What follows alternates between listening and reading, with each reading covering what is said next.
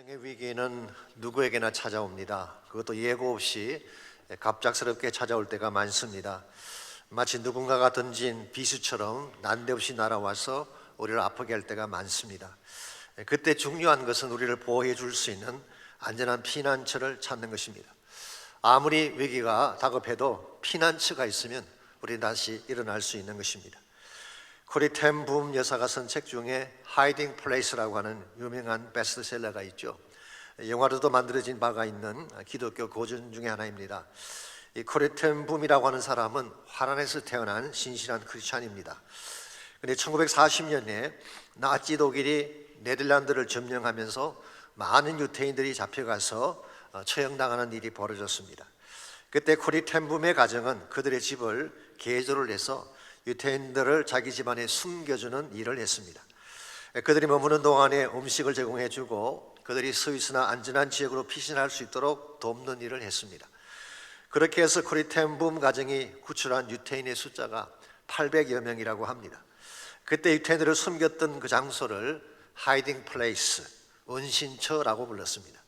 그랬는데 1944년 2월 달에 그들이 믿었던 이웃의 배신으로 가족 전체가 게시타포에게 끌려가는 이런 일이 벌어졌습니다. 그때부터 말로도 할 수 없는 절망의 수렁으로 빠져 들어가게 된 것입니다. 아버지는 감옥에서 돌아가시게 되고 코리와 그녀의 언니 베시는 그 악명 높은 라벤스부르크라고 하는 강제 수용소에 수감을 당하고 온갖 잔혹한 고초를 다 겪었습니다. 어두컴컴한 바닥에는 더러운 물이 고여 있었고 날마다 절망 속에 부르짖는 사람들의 비명소리 때문에 견딜 수가 없었습니다. 그때 코리는 자신도 모르게 하나님을 향한 원망의 마음이 찾아왔습니다. 주님, 더는 견딜 수가 없습니다. 저에게도 피난처를 찾게 해주십시오. 그때 그녀의 마음속에 들려온 음성이 있었습니다. 이곳이 바로 너가 찾는 피난처다. 왜냐하면 내가 이곳에 너와 함께 있기 때문이다. 그리고 다윗이 고백했던 유명한 시편 59편 16절 말씀이 생각난 것입니다. 주는 나의 요새이시며 나의 환난 날에 피난처이심이니이다. God, you are my hiding place. 하나님, 당신이 바로 나의 피난처이십니다. 피난처가 따로 있는 것이 아닙니다. 하나님이 계시는 곳이 바로 피난처죠. 하나님이 계시는 그곳이 비록 수용소 한가운데라고 할지라도 하나님이 함께 하시면 그곳이 피난처가 되고 예배처가 된다는 이 사실을 깨닫는 순간 코리 텐 붐의 마음에 있던 모든 어두움이 떠나가고 찬양이 터져나오기 시작했습니다. 그리고 그때부터 이 두 자매는 죽음의 수용소 안에서 날마다 하나님 말씀을 전하며 절망 속에 죽어가던 수많은 영혼들을 건져내는 사역을 감당했습니다. 그럼에도 불구하고 언니 되시는 베시는 결국 감옥소 안에서 세상을 떠나게 되고 코리는 기적적으로 살아나오게 되죠. 그 후에 그는 2차 대전 후에 전 세계를 다니면서 사랑과 희망의 복음을 전파하다가 1983년도에 캘리포니아에서 세상을 떠났습니다. 이 코리 텐 붐이 수용산에서 겪었던 그 모든 실화를 담은 책이 바로 The Hiding Place, 주님의 피난처라고 하는 그런 책입니다. 여러분과 저의 인생에도 예고 없이 찾아오는 위기가 있습니다. 항상 내 곁을 맴돌고 있는 수많은 어려운 사건들이 있죠. 그때 우리에게 필요한 것이 뭘까요? 피난처입니다. 하나님을 향하여 나아갈 수만 있다면, 하나님이 나의 피난처가 되셔서 내가 그분 안으로 숨을 수만 있다면 어떤 위기가 찾아와도 우리는 그것을 감당해낼 수가 있게 되고 오히려 위기를 넘어서서 더 큰 차원의 승리를 향해 나아갈 수가 있는 것입니다. 오늘 여러분의 삶 가운데도 갑작스러운 위기나 생각지 않던 어려움이 찾아올 가능성이 있습니다. 그와 같은 때에 어떻게 참된 피난처를 찾아서 우리의 위기를 잘 극복하고 하나님의 영광을 위해 나아갈 수 있게 될지 오늘 주신 부분을 중심으로 이것을 함께 정리하려고 합니다. 오늘 같이 봉독한 본문에 보시면 이제 사울이 노골적으로 다윗을 살해하려고 하는 그 모습이 기록이 되어 있습니다. 잠깐 앞으로 가셔서 1절 말씀을 보시면은 사울이 그의 아들 요나단과 그의 모든 신하에게 다윗을 죽이라 말하였더니 사울의 아들 요나단이 다윗을 심히 좋아하므로, 여기 보시면은 사울이 요나단과 그의 모든 신하들을 모아놓고 이제 다윗을 살해하라고 분부를 내렸습니다. 지금까지는 그래도 속내를 감추고 겉으로는 아닌 척하면서 다윗을 죽이려고 했는데 이제 노골적으로 다윗 살해를 지시한 것입니다. 어디에 있든지 누구든지 다윗을 죽여도 괜찮다 그 말이에요. 자, 일국의 왕이 이와 같은 분부를 내린다고 하는 것은 다윗에게 더 이상 법적으로 생명보호권이 없다, 그런 뜻입니다. 누가 그를 죽여도 법적으로 해를 받지 않는 것입니다. 이것은 마치 마르틴 루터가 종교개혁을 했을 때에 교황청과 황제가 루터의 법적 보호권을 박탈한 것과 똑같은 것입니다. 이 루터가 이제는 어디를 가다가 누구를 만나서 죽임을 당해도 아무런 법적인 하자가 없는, 이와 같은 때에 비텐버그 대학의 설립자인 프리드리 3세라고 하는 분이 이 마르틴 루터를 길에서 납치를 했습니다. 이 복면을 한 귀환들을 시켜서 납치를 했어요. 그리고는 바르트부르크라고 하는 성으로 데려갔습니다. 왜 그랬을까요? 루터를 보호하기 위해서입니다. 그래서 마르틴 루터가 그 성 안에 들어가서 이름도 융커라고 바꾸고, 그리고 오랫동안 피신 생활을 한 기록이 역사에 남아 있습니다. 오늘 본문의 다윗이 바로 이와 같은 위기에 빠진 것입니다.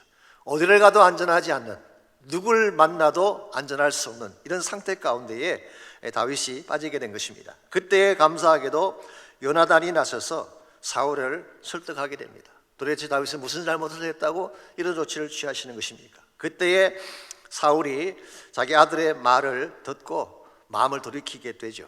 그러나 아시는 것처럼 이것은 진정한 돌이킴이 아닙니다. 그저 잠깐 temporarily 그렇게 마음을 가진 것입니다. 8절 말씀 보십시오. 8절 말씀 보시게 되면 전쟁이 다시 있으므로 다윗이 나가서 블레셋 사람들과 싸워 그들을 크게 쳐 죽이며 그들이 그 앞에서 도망하니라. 전쟁이 다시 일어났을 때에 다윗은 예전과 똑같이 다시 블레셋을 무찌르고 돌아온 것입니다. 그리고 돌아온 후에는 예전과 똑같이 사울 왕 앞에서 수금 타는 일을 했습니다. 이걸 보게 되면 다윗은 천부장이라고 하는 군인의 직함도 가지고 있고 수금을 연주하는 연주가라고 하는 손에 투 잡을 띄었던 그런 분인 것을 알 수가 있습니다. 그는 신실하게 예전과 똑같이 사울을 섬긴 것입니다. 그랬는데 9절과 10절을 보시게 되면 사울이 악령에 사로잡혀서 손으로 수금을 타고 있는 다윗에게 갑자기 단창을 던졌습니다. 지난번에도 그랬던 적이 있었는데 이번에 또다시 단창을 아무런 예고 없이 던진 것입니다. 이 단창이라고 하는 것은 긴 창과는 다르게 손에 들고 다니기에 간편하게 만든 라이트 스피어, 간단한 그런 창이라고 할 수가 있습니다. 이것은 주로 왕이나 사령관급의 장수들이 실내에서도 가지고 다니는 그런 무기죠. 그러나 이것은 살상무기입니다. 던지면 사람이 죽게 만드는 살상무기였어요. 자, 사울은 이 단창을 다윗에게 던진 것입니다. 단순히 홧김에 던졌다기보다는 다윗을 벽에 박아 죽이려고 그를 향해 던진 것입니다. 실제로 그 창이 벽에 박혔다고 오늘 성경은 밝히고 있습니다. 매튜 헨리 같은 주석가는 이 대목에서 이런 주석을 다룬 적이 있어요. 사울이 어쩌면 악령에 잡힌 것처럼 가장을 했지만 사실은 맨정신했을 가능성이 많다. 만일 다윗이 자기가 던진 창에 맞아 죽게 되면 국민들이 들고 일어나지 않겠습니까? 그러므로 내 정신이 아니었다라고 변명하기 위해서 악령에 잡힌 것처럼 했다, 그런 해석을 했습니다. 일리가 있긴 하죠.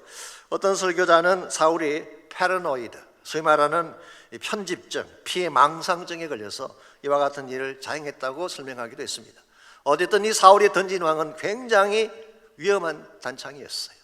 예측 불허의 단창이라고 할 수가 있습니다. 이와 같이 난데없이 어디서 날라올지 모르는 이 단창이 다윗에게 던져졌지만 다윗은 다행히 그것을 잘 피하게 되고 또 하나님의 특별하신 준비하심으로 다윗은 피난처를 찾게 되고 결과적으로 그런 위기를 잘 극복하고 더 큰 차원의 승리를 향해 달려갈 수 있게 되었습니다.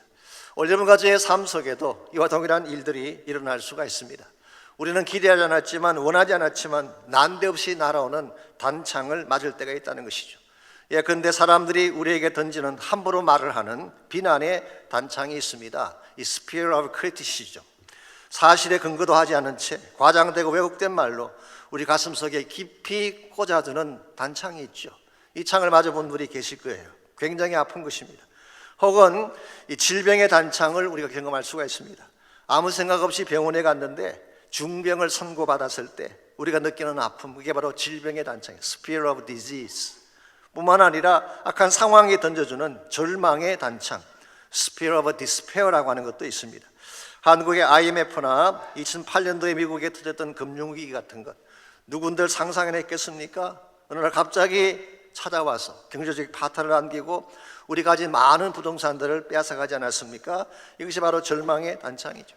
심지어 젊은 사람들 같은 경우에는 갑작스러운 이별 통보에 백지영이가 불렀던 노래 가사처럼 총 맞은 것처럼 가슴이 너무 아파 구멍난 가슴에 추억이 흘러넘쳐 이와 같은 창을 우리는 시련의 단창이라고 부릅니다. The spear of broken heartedness. 난데없이 날아온 단창들, 언제 어디서 나에게 찾아와서 내 인생을 아프게 만들고 상처하게 만들고 결과적으로 승리하게 만들지 모르는 단창의 공격이 있다는 것입니다. 어떻게 하면 이와 같은 단창이 우리를 향해 날아옴에도 불구하고 이것을 잘 극복해내고 결과적으로 더 높은 차원의 승리를 향해 달려갈 수 있을지, 오늘 본문에 보시게 되면 다윗이 이 단창이 날아왔음에도 불구하고 이것을 잘 감당한 말씀이 기록되어 있습니다. 그래서 다윗의 케이스를 통해서 단창이 우리를 향해 날아올지라도 이것을 잘 이겨낼 수 있는 세 가지 비결을 함께 정리해 보려고 합니다. 첫 번째로 단창이 우리를 향해 날아올 때는 바른 도움자가 필요해요. 나를 누군가가 도와주어야만 이 위기를 넘어갈 수가 있는 것입니다. 오늘 본문에 보시게 되면 다윗이 위기에 처했을 때 그를 도왔던 두 사람이 나오죠. 한 사람의 이름은 요나단이고 또 한 사람은 미갈이었습니다. 요나단에 대해서는 제가 다음 주에 좀 더 자세하게 다뤄드리도록 하겠습니다. 오늘은 미갈의 도움에 대해서 살펴보려고 합니다. 11절 말씀 보시기 바랍니다. 사울이 전령들을 다윗의 집에 보내어 그를 지키다가 아침에 그를 죽이게 하려 한지라. 다윗의 아내 미갈이 다윗에게 말하 이르되 당신이 이 밤에 당신의 생명을 구하지 아니하면 내일에는 죽임을 당하리라. 사울이 전령을 다윗의 집에 보냈다 그랬는데요, 여기서 전령은 단순히 메신저를 말하는 것이 아닙니다. 사실은 assassins, 암살할 이 살인자들을 보낸 것입니다. 그래서 New Living Translation은 이렇게 번역을 했어요. Saul sent troops, 그의 군대를 보내었다. 아마 사울은 자신의 군사들을 보내어서 다윗의 집을 포위하고 아침이 되면 다윗을 죽이려고 기다리고 있었던 것입니다. 이와 같은 때에 미갈이 마침 이 사실을 미리 알고 다윗에게 말을 합니다. 오늘 밤에 당신이 피하지 아니하면 내일 아침에는 죽임당하게 될 것입니다. 그리고 12절 말씀 보니까 미갈이 다윗을 창에서 달아내려서 그를 도망치겠다고 성경은 기록하고 있습니다. 자, 미갈이라고 하는 사람이 나타나서 다윗을 창에서 메어 달아내리게 함으로써 그를 구출한 케이스죠. 이와 유사한 사건이 혹시 다른 성경에 나오지 않을까요? 여러분 생각에 벌써 떠오르는 것이 있을 것입니다. 여리고성에서 기생 라합이 이스라엘 정탐꾼을 그렇게 구출해내었죠. 창에 붉은 줄을 달아서 정탐꾼들을 구출해내었습니다. 나중에 그 붉은 줄이 라합의 모든 가족을 살리는 구원의 줄이 되기도 했죠. 신약 성경에도 유사한 사건이 나옵니다. 다루는 9장 25절에 보시면은 거기도 사울이 나오는데요, 물론 다른 사울이죠. 나중에 바울이 된 사울입니다. 이 바울이 개종하자마자 다메섹에 들어가서 예수가 하나님의 아들인 것을 전파하게 됩니다. 그가 오는 도중에 예수님이 만났는데 그는 다메섹에 들어가자마자 소위 말해서 머리에 피도 안 마른 상태에서 Jesus is Christ라고 전파하기 시작한 것입니다. 이게 사실 복음의 능력이에요. 진짜를 만나고 나면 이렇게 할 수 있는 것입니다. 그때 다메섹 선왕에 있던 유태인들이 발칵 뒤집어졌어요. 그래서 사울을 죽이기 위해 밤낮으로 성문을 지켰습니다. 그랬는데 한밤중에 그의 제자들이 사울을 광주리에 담아 성벽에서 달아내렸다고 기록하고 있습니다. 그래서 어디를 향해 가도 탈출할 수 없을 때에 제자들이 광주리에 사울을 담아서 성벽에서 달아내려 구출한 것입니다. 이 세 가지 케이스에서 공통점이 뭔가요? 우리가 위기로부터 구출당하려면 누군가 도와주는 자가 필요하다는 것입니다. 혼자의 힘만으로는 위기를 탈출할 수가 없습니다. 다윗의 경우는 미갈이 도움자가 되었죠. 정탐꾼들의 경우는 기생 라합이 도움자가 됐습니다. 그리고 바울이 된 사울의 케이스는 unknown disciples, 이름은 밝혀져 있지 아니하지만 출신도 알 수 없지만 알려지지 아니한 어떤 제자들에 의해서 사울이 건짐을 받게 됐습니다. 만약 그때 사울을 구출해야 되지 않았더라면 오늘 우리가 알고 있는 기독교 역사는 바뀌었을 가능성이 있죠. 소아시아 지역과 온 유럽과 또 터키 지역과 로마 제국의 그 많은 교회들이 어떻게 개척될 수가 있었겠어요. 이런 면에서 우리 모두에게는 도움자가 필요합니다. 누군가가 나를 도와주지 아니하면 나의 힘만으로 위기를 극복하고 인생을 힘차게 살아가는 것은 불가능하다는 것입니다. 이런 면에서 저는 분명히 인간 도움자가 중요하다고 생각합니다. 여러분의 동력자들 중요하고 여러분의 배우자들도 중요하고 같은 약물의 식구들도 참 중요한 사람들입니다. 여러분을 도와줄 수 있는 사람들이기 때문에. 그런데 인간 도움자라고 하는 것은 한계가 있습니다. 능력에도 한계가 있고 또 때에 따라서는 가변적인 존재이기 때문에 마음이 변하는 경우도 있습니다. 내가 잘 나갈 때는 내 편이 되어주지만 내가 실패자가 되든지 내 삶에서 결정적인 허물이 보여지게 되면 가차없이 떠나가기도 하는 것이 인간 도움자죠. 그러므로 우리가 정말 필요로 하는 도움자는 내가 단창을 맞을 위기에 처했을 때에 무슨 일이 있더라도 내 편이 되어줄 수 있는 도움자가 필요합니다. 어떤 허물을 보여주어도 뒤탈이 없고 자신을 희생하면서까지 나를 건져내어 줄 수 있는 그러한 도움자. 과연 그런 도움자가 있을까요? 여러분에게 정말 위기가 찾아왔을 때 그렇게 여러분을 위해 희생할 그런 친구가 있나요? 혹시 없다면 제가 한 분을 소개해드리고 싶습니다. 그분의 이름이 바로 예수 그리스도십니다. 그는 우리의 허물과 죄를 다 아시기 때문에 우리의 허물을 보고 우리를 절대 외면하지 않습니다. 그분은 우리를 사랑하시는 분이기 때문에 자신의 모든 것을 희생하고라도 우리를 건져낼 용의가 있는 분이십니다. 무엇보다 그분은 십자가와 부활로 승리하셨기 때문에 어떤 사망의 권세라도 다 깨뜨리고 우리를 건져내실 참된 능력자가 되십니다.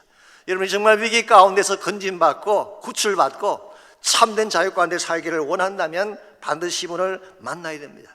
이분 만나지 아니하면 죄악으로부터 고침받을 수가 없습니다. 이분 만나지 아니하면 겹겹이 에워싼 수렁에서 빠져나올 수가 없습니다. 이분을 만나지 아니하면 우리 앞을 가로막는 장애를 넘어서서 참된 승리를 향해 나아갈 수가 없습니다. 그러므로 반드시 나를 도와줄 참된 도움자이신 주님을 만나야 되는 것입니다. 다윗은 시편 18편 29절에서 이런 고백을 한 적이 있습니다. 내가 주를 의뢰하고 적군을 향해 달리며 내 하나님을 의지하고 담을 뛰어넘나이다.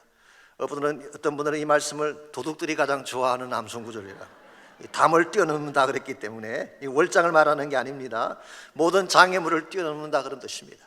하나님이 나와 함께 가시면은 영적인 장애도 뛰어넘을 수가 있게 되고 육체적인 장애도 뛰어넘을 수가 있게 되고 환경적인 장애도 뛰어넘어서 진정한 차원의 승리를 이룰 수가 있다는 거예요. 그러므로 여러분과 제가 인생을 살아가다가 문제를 직면하게 됐을 때에 절대로 혼자서 문제를 풀려고 하지 마십시오. 나를 언제나 도와줄 수 있는, 기꺼이 도와줄 수 있는, 실제로 능력을 가지고 나를 건져낼 수 있는 예수님께 나가시기를 바랍니다. 그분에게 도움을 요청하시면 그분이 시험당할 즈음에 피할 길을 내시고 능히 여러분으로 하여금 시험을 감당할 수 있도록 힘을 부어 주시는 것입니다. 그러므로 우리가 위기에 처했을 때 첫 번째로 필요한 것은 진실로 나를 도와줄 수 있는 도움자가 필요합니다.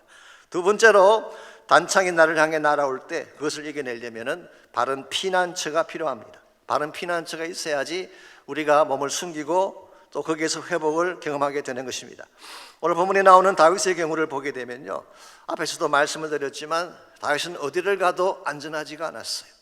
전쟁터에 나가도 안전하지가 않습니다. 언제 적군이 나를 칠지 모르니까. 궁궐에 돌아와도 안전하지가 않습니다. 언제 또 사울이 창을 던질지 모르니까. 심지어 자기 집으로 가도 일반적으로 자기 집은 가장 안전한 처소라고 생각하지 않습니까? 그런데 자기 집으로 가도 자기 집마저도 안전한 처소가 되지 못했습니다. 이와 같이 어디를 가도 안전지대가 없는, 누굴 찾아가도 안전할 수 없는 이 다윗이 어디를 향해 피하면 이 위기를 넘어설 수가 있을까요? 오늘 말씀 18절 이하를 보시게 되면 이와 같이 갈 바를 찾지 못해하는, 어디를 가도 안전하지 못한 이 다윗을 위해 하나님이 준비해 놓으신 하이딩 플레이스가 있었어요. 그 플레이스가 바로 18절에 소개가 되어 있습니다. 18절입니다. 다윗이 도피하여 라마로 가서 사무엘에게로 나아가서 사울이 자기에게 한 일을 다 전하였고 다윗과 사무엘이 나요스로 가서 살았더라. 여기 라마라는 지명이 나오는데요, 이 라마는 사무엘 선지자의 고향이죠. 아마도 이 사무엘이 사울왕과 결별한 후에 이 라마로 와서 살았던 것 같습니다. 다윗은 거기에 사무엘 선지자가 있다는 사실을 알고 그를 만나러 가서 지금까지 일어난 자초지정을 다 이야기한 것입니다. 그리고 나서 나요스라는 곳으로 가서 함께 살았다, 그렇게 기록하고 있습니다. 이 나요스에 대해서는 여러 가지 이론들이 있습니다만은 문자적으로 설명을 드리자면 나요스라는 단어는 거주지라는 뜻입니다. 혹은 초원지대, 그런 의미를 갖고 있습니다. 많은 성경학자들의 견해에 의하면은 바로 이 나요스라는 곳에 선지 학교가 있었다고 밝히고 있습니다. 이스라엘 역사상 최초의 선지 학교를 세운 사람이 바로 사무엘 선지자였고, 그를 통하여 수많은 선지자들이 그곳에서 배출이 된 것입니다. 이런 면에서 다윗이 도피했던 라마 라윗이라는 이 곳은 영적으로 대단히 중요한 장소인 것을 알 수가 있습니다. 첫째는 그 당시 이스라엘 영적 지도자인 사무엘이 있던 곳이에요. 다윗에게 기름을 붓고 그리고 장차 이스라엘 왕국을 세우는 데 큰 역할을 감당했던 사무엘 선지자가 있는 곳. 두 번째로 그곳에는 말씀이 있었어요. 선지학교가 있다고 했으니 얼마나 말씀이 풍성했겠습니까? 하나님 말씀과 계시가 있는 곳이었어요. 세 번째로 그 라말라윗은 강력한 성령의 임재가 있는 곳입니다. 우리가 읽지 않았지만 20절 이하를 보시게 되면요, 사울 왕이 다윗이 그곳에 있다는 사실을 알고 군사들을 보냈어요. 이제 다윗을 잡아 죽이라고 군대를 보낸 것입니다. 그랬는데 이 군사들이 오히려 성령에 사로잡혀서 예언을 하기 시작합니다. 그게 또 보냈어요. 똑같은 일이 벌어졌어요. 세 번째 보냈는데 똑같이 이 군사들이 성령에 사로잡히게 된 것입니다. 그래서 이번에는 사울 본인이 직접 가게 됩니다. 그랬는데 놀라운 사실은 사울마저도 성령에 사로잡혀서 예언을 하고 옷을 벗고 땅에 들어 눕게 되었다, 그렇게 설명하고 있습니다. 여러분, 이것을 여러분이 혹시 이 사람들이 성령 받고 새 사람이 되었구나, 그렇게 생각하시면 그건 오해입니다. 그런 뜻이 아닙니다. 여기서 그들이 경험하게 된 것은 성령의 통제를 받는 것을 말하는 것입니다. 영어로 표현하면 restraint of the Spirit, 성령의 통제를 받는 것입니다. 이 restraining이라고 하는 것은 통제한다는 뜻이죠. 혹시 TRO라는 용어를 아십니까? Temporary Restraining Order라고 해서 이 법원에서 이 접근 금지법을 우리가 TRO라고 하죠. 그게 restrain이라는 단어가 나와요. 똑같은 단어입니다. 이것은 성령께서 사울과 그의 군사들이 감히 접근하지 못하도록 접근 금지를 시킨 것을 말하는 것입니다. 이런 의미에서 라말라윗이라는 지역은 하나님의 임재가 가득한 곳이요, 성령의 능력이 강력하게 임하는 곳이요, 그 결과 세상의 누구도 함부로 건드리지 못할 하나님의 피난처, 하나님의 품 안을 상징하는 것입니다. 여러분과 제게 이와 같은 피난처가 필요합니다. 누구도 손댈 수 없는 곳, 아무도 나를 빼앗아갈 수 없는 곳, 어떠한 영적인 존재도 나를 해칠 수 없는 곳, 그게 바로 하나님의 품 안이에요. 여러분과 제가 하나님의 품 안에 가게 되면 우리는 어떠한 단창이 날아와도 그 단창이 우리를 상하게 할 수가 없고, 어떠한 대적이 나를 공격해와도 우리에게 접근할 수 없는 이와 같은 축복이 주어지게 되는 것입니다.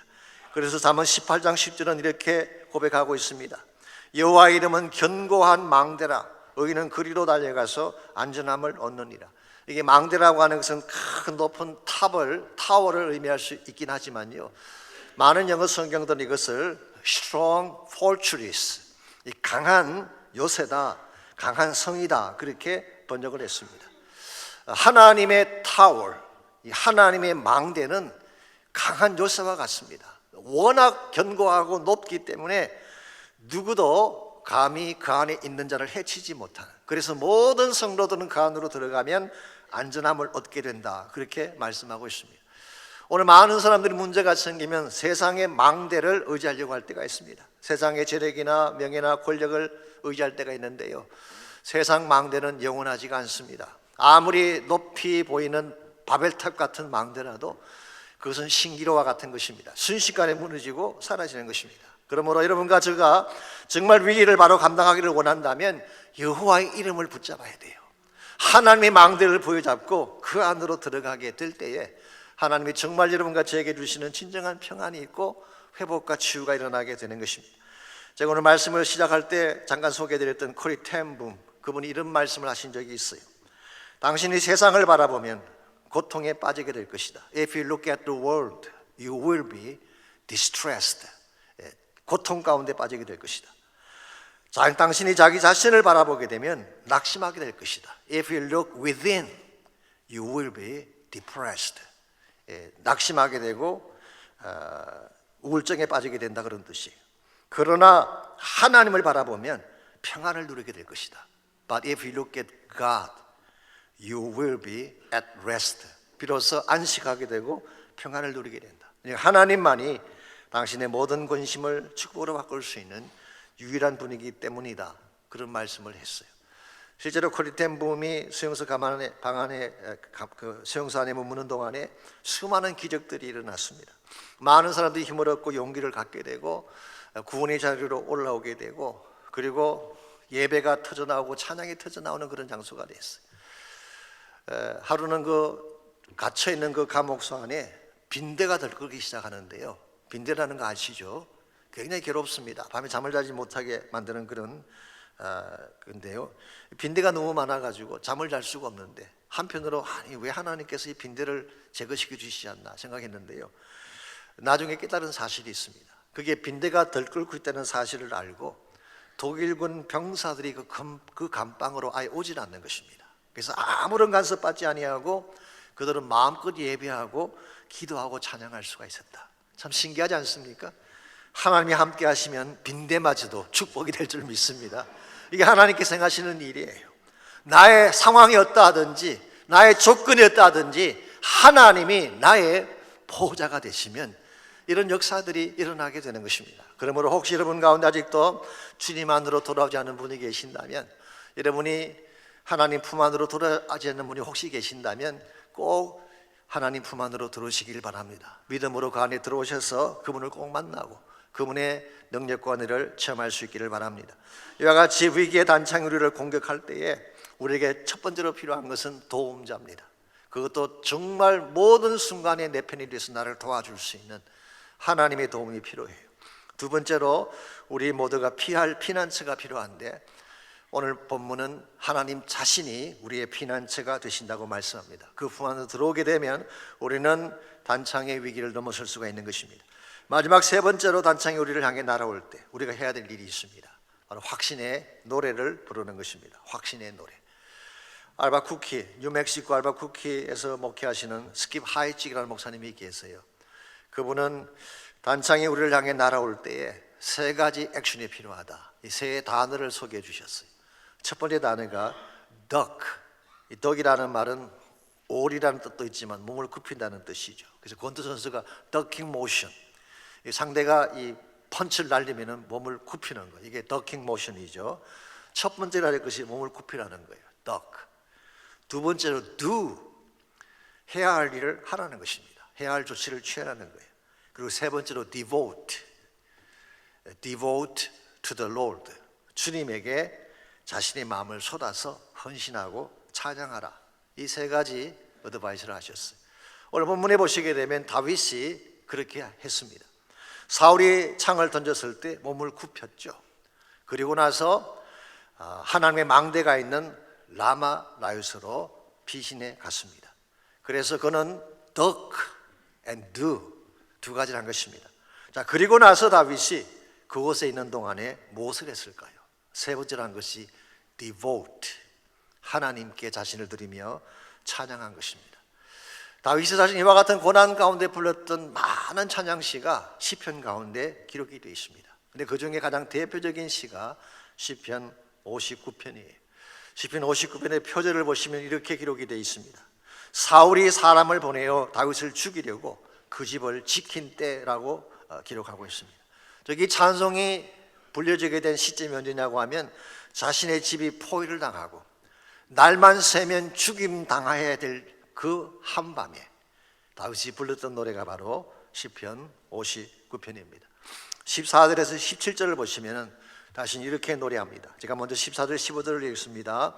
그들에게 점으로 돌아와서 개처럼 울며 성으로 두루 다니게 하소서. 그들은 먹을 것을 찾아 유리하다가 배부름을 얻지 못하면 밤을 새우려니와. 여기서 다윗은 자신의 대적을 개로 그렇게 묘사하고 있습니다. 여러분 아시는 대로 개라고 하는 동물은 이스라엘 사람들이 가장 경멸하는 그런 동물입니다. 물론 요즘은 그렇지가 않죠. 요즘은 여러분이 개를 얼마나 사랑하세요?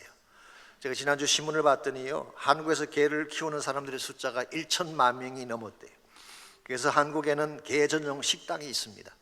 스테이크가 나오고 디저트가 나오고 심지어 와인까지 나와서 게를 이렇게 준다고 하네요. 그래서 와인 맛을 알지 모르겠지만 게가 비행기 탈 때도 많은 사람들이 일반석을 끊지 않고 비즈니스석을 끊습니다. 이유가 뭔지 아십니까? 게에게 좀 더 편안한 공간을 만들어주기 위해서. 진짜 개팔자가 상팔자인 시대가 왔습니다만, 그러나 이 당시 이스라엘은 개에 대해서 그런 생각 갖고 있지 않았어요. 개라고 하는 것은 소리를 지르며 거리를 헤매는 동물로 보고 있어요.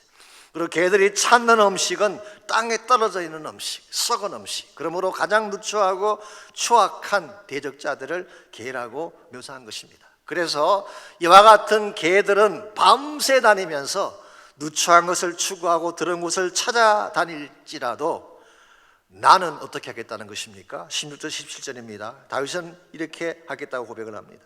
나는 주의 힘을 노래하며 아침에 주의 인자심을 높이 부르오리니 주는 나의 요새이시며 나의 환난 날의 피난처가 되십니다.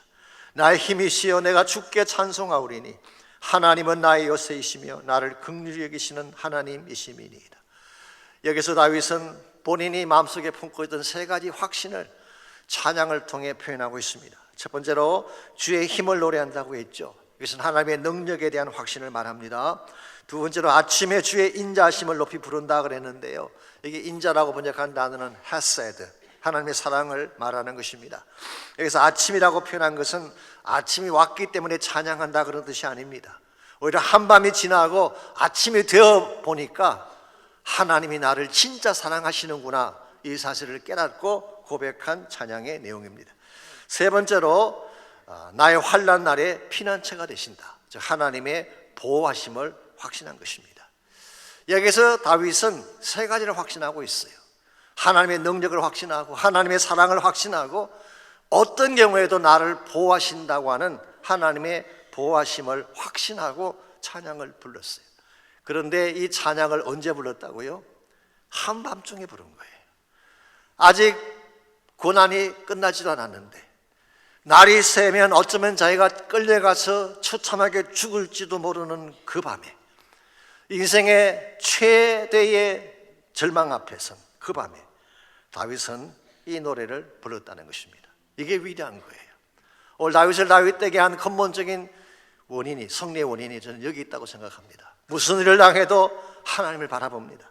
무슨 일을 당해도 하나님을 찬양하고 어떠한 위기를 당해도 하나님 계신 보호자를 향해 나가는 것입니다. 그리고 하나님 향해 높이 두 손 들고 찬양하게 되면 마치 사도 바울과 실라가 빌립보 감옥에서 한밤중에 찬양했을 때 목했던 착고가 풀어진 것처럼, 옥문이 열려진 것처럼, 하나님께서 기적적인 권세를 가지고 그들에게 나타나 주신 것처럼 진정한 찬양이 있는 그곳에 하나님의 새로운 기적이 일어나게 되고 새로운 회복과 승리가 주어지게 되는 것입니다. 그러므로 여러분 꼭 기억하십시오. 우리 인생에도 위기는 찾아옵니다. 악한 마귀 사단은 지금도 삼킬 자를 찾기 위해 두루 다니고 있다고 성경은 경고하고 있습니다. 그럴지라도 우리가 기억해야 될 게 뭘까요? 하나님이 나와 함께 하셔서 나를 붙드시면 어떤 악한 자도 나를 건드릴 수 없다는 사실이, 마귀는 입에 결박당한 줄 믿습니다. 마귀는 입에 패배한 것입니다. 그러므로 악한 마귀에 끌려다니지 말고 나를 사랑하시고 나를 건져내어 주실 하나님 바라보며 주의 영광 가운데 살아가는 여러분 모두가 되시기를 바랍니다. 하나님 우리의 피난처가 되시고 우리가 주를 향해 노래하며 나가면 어떠한 닫힌 문도 열리게 되어 있고 어떠한 장애도 넘어설 수 있게 되고 어떠한 절망도 새로운 희망으로 바뀌어지게 되는 기적이 우리를 기다리고 있습니다. 온 민족과 열방이 주께 경배하며 나아갑시다. 피난처 되시는 주 예수, 영원한 승리의 왕, 주님의 얼굴을 구할 때 주의 빛 비추시네. 전쟁은 주님께 속했네. 전쟁은 주님께 속했네. 승리는 우리의 것.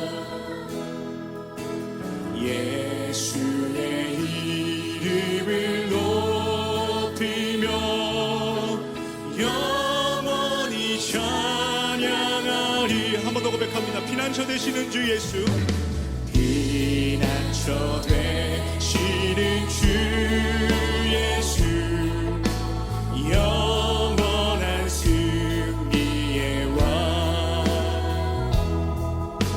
주님의 얼굴을 구할 때 주의 빛 비추시네. 전쟁은 주님께 속했네. 전쟁은 주님께 속했네. 승리는 우리의 것. 아멘. 예수의 이름을 높이며 영원히 찬양하리. 주님의 임재에 온 땅은 들리고 우리 기도에 하늘은 여시네. 온 민족과 열방 주께 경배해. 영원히 보좌에 계신 왕께.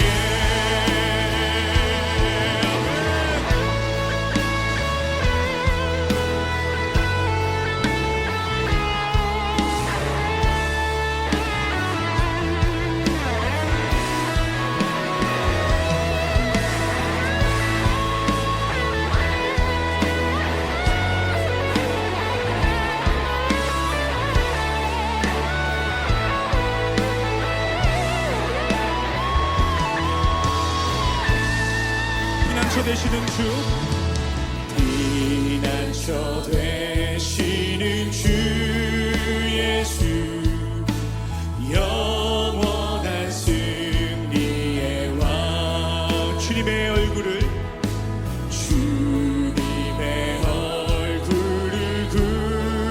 구할 때 주의 빛 비추시네. 전쟁은 주님께 속했네. 전쟁은 주님께 속했네.